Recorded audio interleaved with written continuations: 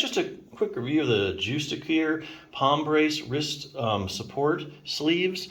You can find a lot of these things all over the place. Some of them even cover the thumb. If you have like thumb arthritis, you consider that. This one's basically just kind of for your palm and your wrist, is I think gives it the most support. So there's lots of these around. I'm just gonna bring up a couple features I really like about this one. First of all, this one has really a high elastic stretch, so it's really stretchy, which I really like about that.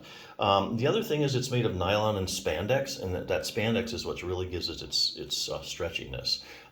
So yeah, if you're looking for compression and you're not really worried about the thumb too much, but really just the palm or the wrist, I think this is something really pretty good to check out, because this will provide some degree of compression, which is some degree of support for your wrist. Anytime you're supporting it, you're kind of letting the joints and the muscles kind of relax a little bit, and that makes everything feel good. So if you're looking for that, I think it's a good choice. Now, there are other things you can do for like a sore wrist, besides just putting a compression or a brace on it or resting it, although that's a good thing to do. Let me show you a couple things. The Sore Wrist Solution.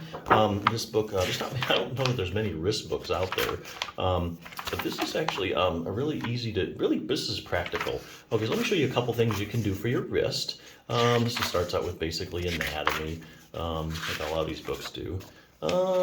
Which is good, you know what your wrist is made of. Increase wrist circulation. So there's a good technique called contrast therapy you can do in your sink. It's kind of alternating hot and cold, and that will really kind of like flush the tissues out, because first you're increasing the circulation, and then you're constricting the circulation, then you're increasing the circulation, you're alternating that, and that really flushes the blood out of the tissues and stuff, and just it feels really good. Kind of help. It also probably can help get out some inflammation too. Decrease wrist pressure. There's a technique you can do, like especially if you have carpal tunnel. The problem is elevated pressure in your carpal tunnel in your wrist where the nerves are, and then you compress that median nerve and you start getting a lot of symptoms in your hand. There's a technique you can use, and basically you just do this for 1 minute, and it can actually lower carpal tunnel pressure for 15 minutes, which is super. So that's, lowers all the pressure in the carpal tunnel, and that's going to really help out that median nerve. Relax your wrist. There's some stuff you can do with a tennis ball, like massaging action. That'll help. Just something simple around the house you can use. And one other thing you can do too, which I really thought was interesting.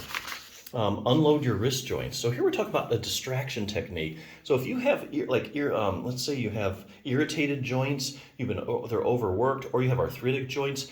Those kind of joints just love distraction. Distraction is where you're pulling the joints apart a matter of millimeters. And what happens is joints really love that, especially arthritic joints, because basically you're taking all the pressure off the joint. And that's like giving it a vacation. It's giving it, time to rest, relax, get circulation to it. So there's a simple technique you can do just to get some distraction, really relax your joints. Also makes your wrist a little more flexible too, kind of stretches it out. There's actually a lot you can do for sore wrists if you know how.